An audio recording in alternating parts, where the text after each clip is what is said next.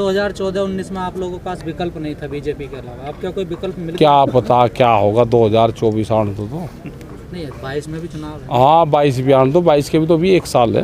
क्या माना जाए जैसे अन्ना आंदोलन से पार्टी निकली, कोई पार्टी क्या निकली? पता ना पार्टी पुर्टी तो नहीं से निकलेगी, ये तो आंदोलन करने का है, तो क्या ये तो राष्ट्र प्लेटफार्म है आंदोलन किसका करने। समर्थन करोगे? हम क्या किसी का करेंगे को हमें किसी हकीम ने बता रहा क्या किसी का समर्थन करने के लिए? किसी का तो करोगे। नहीं ऐसा अपनी पार्टी बनाएंगे? नहीं हम आंदोलन करेंगे, आंदोलन आंदोलन से ही रास्ता निकलेगा। मतलब सर राष्ट्रीय लोकदल तो आपके साथ है, आंदोलन में भी नहीं तो सारे ही साथ में बतावे। ये उम्मीद क्या लग रही है, कब तक ये आंदोलन खींच सकता है, कितना लंबा आगे देखने को मिलेगा? अब क्या पता कितना लंबा चलेगा, हम क्या को ज्योतिषी हैं क्या हम?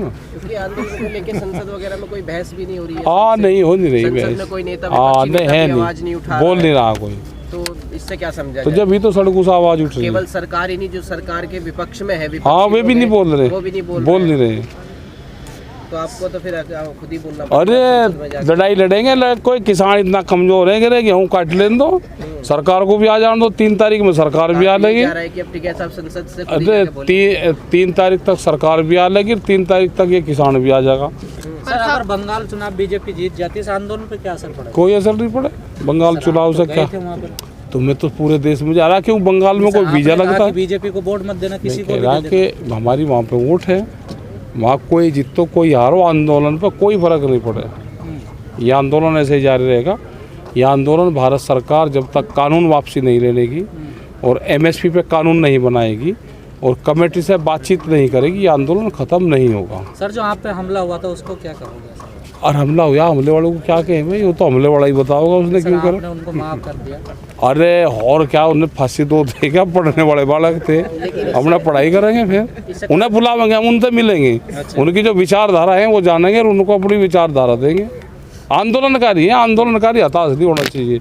उन्होंने हमला करा, उन्होंने मुकाबला करा भाई, चलते हुए उस पर पथराव करा और रोक कर प्रदर्शन करा, तो आंदोलनकारी हैं वे। तो आंदोलन और आंदोलनकारी देश में हताश नहीं होना चाहिए। बच्चे हैं वे पढ़ने वाले, उनके खिलाफ मुकदमा लिख के उनके जीवन बर्बाद करें। किसी के बहकावे में आए हुए? हाँ बहकावे में आए हुए किसी के, बीजेपी के नेताओं के। लेकिन इससे जो है अपराधियों के हौसले बुलंद हो जाएंगे ना। वे क्या अपराधी कोई क्रिमिनल है वे? वो तो नहीं है, लेकिन और अरे करेगा ना कोई नहीं, ऐसा हम नहीं प्रदर्शन कर रहे। तो क्या सर अब उस हमले के बाद कोई सुरक्षा मिली आपको, कोई सरकार की तरफ से? अब पता नहीं क्या हो, तो ना पहले से ही है सुरक्षा तो। नहीं और सुरक्षा बढ़ाने की कर तो रहे, कभी जा तो पुलिस वाले चले जाएगा 10 आदमी। Z+ सिक्योरिटी की बात। Z+ नहीं, मैं तो बन गया उसी करूँगा मैं तो। वो फाइटर विमान चलेंगे मेरे साथ को। सर अगर छज्जा टूटने पे मिल जाती है तो फिर आप? अरे हम कहीं नहीं, हम तो अपना आंदोलन अपना कर रहे हैं। फाइटर विमान चलेंगे मेरे साथ में ऊपर। हाँ दिख जाएगा सर, 1 आध महीने में दिखेगा सर, इतना जल्दी नहीं। 4.5 महीने हो गए ना। ये आंदोलन ठीक तरफ जा रहा है। यहाँ टेंट छोटे हैं, इनको बड़े कर रहे हैं। गर्मी हो रही, बरसात आवेगी आगे, इस पर चादर लगी, उस तरफ जा रहा, लंबा चलेगा आंदोलन। पर सरकार तो तैयारी कर रही है कि बीमारी के बहाने ही सही आंदोलन। ना हम भी तैयारी कर रहे हैं कि बीमारी के बहाने उठाओगे, हम भी इतना तैयारी कर लेंगे पूरी। आपने एक बयान दिया था कि सरकार शाहीन बाग समझने की गलती ना। हाँ गलती ना करे सर, इसमें क्या हम जाएंगे नहीं यहाँ से। शाहीन बाग आंदोलन कमजोर था क्या? अब पता नहीं क्या था, वो चला गया था पिछले साल। शाहीन बाग का आपने उदाहरण दिया? हाँ उदाहरण दिया। बीमारी वो भी कोरोना की वजह से गया? हाँ गया, उससे गया था। तो आप नहीं मानते कोरोना है देश में? नहीं अभी आप नहीं कोरोना है तो घर जा क्या करेंगे, यहीं पे ही उसका सोशल डिस्टेंसिंग का पालन करेंगे यहीं। पर अभी तो नहीं कर रहा ना कोई भी। कौन? कोई भी नहीं कर रहा है यहाँ तो। नहीं जब कोरोना होगा जब ही तो करेंगे। कोरोना 3 तारीख के बाद होगा यहाँ। जब दिल्ली में नेता आ जाएंगे तो नेताओं के साथ कोरोना होगा। कोरोना और वे नहीं आते हो जो एलियन आवे, एलियंस वो एक ही तो है। लेकिन सर 5 महीने होने वाले, किसान संघर्ष कर रहे हैं, बॉर्डर पे पड़े हुए हैं, सर्दी निकल गई, गर्मी भी आ रही है। कहाँ चूक हो रही है, कहाँ फेलियर हो रहा है जो सरकार? 1 साल से पहले कोई क्लास बदलता देखा? 1 साल लगेगा? 1 साल लगेगा, जब भी तो अगली क्लास में सरकार को भेजेंगे। बातचीत होगी कि अंदर 1 साल? नहीं जब भी तो भेजेंगे अगली साल क्लास में। कई किसान तो कहते हैं 5 साल भी रहेंगे और 5 साल भी रहेंगे। पर अब जो सरकार फेल हो जाएगी तो अगले साल फेल होगा। कृषि मंत्री अब बोल रहे हैं कि अब जैसे बीमारी फैल रही है तो मैं चाहता हूं कि एक बार मीटिंग हो जाए और समझौता कर लिया मीटिंग हो जाए। जाएगी तो कर लेंगे, हम बात कर लेंगे। मीटिंग अभी होगी। कोई प्रस्ताव नहीं है? नहीं, अभी नहीं है। आप इतना भ्रमण कर चुके, किसानों को संबोधित कर चुके, बंगाल भी आप गए, हाँ। वहाँ का किसानों का माहौल देख के आपको क्या लग रहा है? नहीं, हम तो किसान वहाँ पे आंदोलन भी के साथ है? हाँ, आंदोलन के साथ है। गुजरात भी गए थे। हाँ, तो वहाँ के गुजरात का किसान भी आंदोलन के साथ है। अभी वो आपके दबाव नेता में। तो गुजरात में गिरफ्तार कर लिया, आपको तो नहीं किया क्या? ना फिर नहीं करा उन्होंने।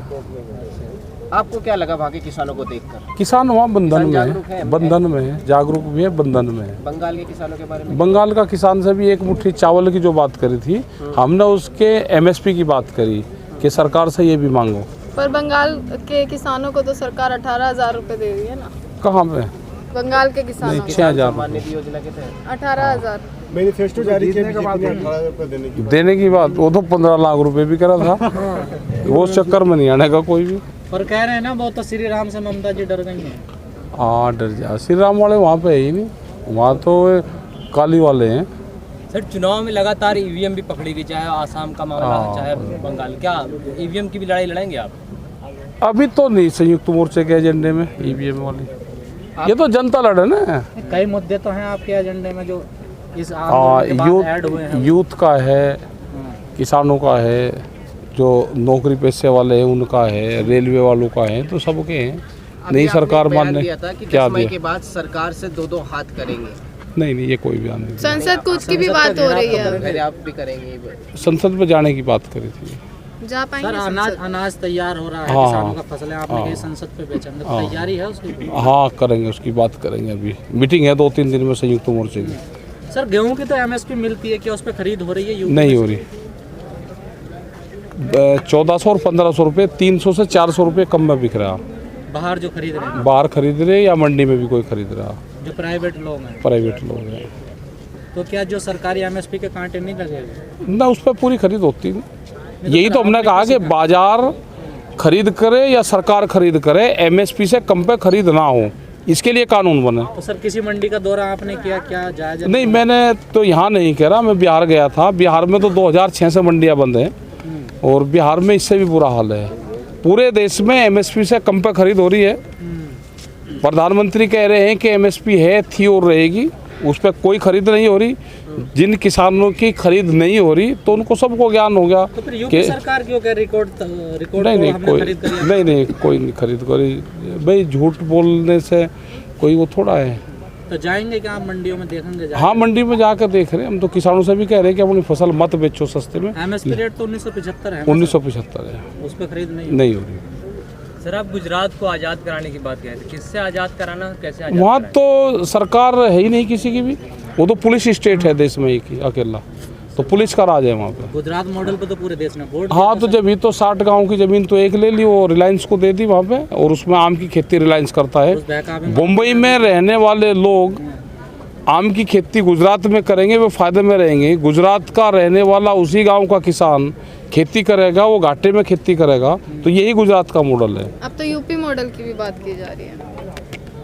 बंगाल में यूपी मॉडल हाँ, 4 साल में मिसाल यहाँ कुछ नहीं हो रहा भाई। 13,000 करोड़ रुपया, 13,000 करोड़ रुपये तो गन्ने का बकाया है। हाँ, आ जाएगा, जनता बता देगी। अब तो 22 में चुनाव है। यूपी से ही आपको क्या लगता है 4 साल बेमिसाल के? ना है नहीं, कुछ फायदा नहीं यार। बिजली के रेट सबसे ज़्यादा है, फर्टिलाइज़र के रेट पूरे देश में बढ़े हैं, गन्ने का उत्तर प्रदेश में बकाया बहुत है। आलू का किसान बर्बाद हुआ, मक्का का किसान बर्बाद हुआ, गेहूँ धान चावल का किसान जो था वो पूरा बर्बाद हुआ। यहाँ पे भी कोई है।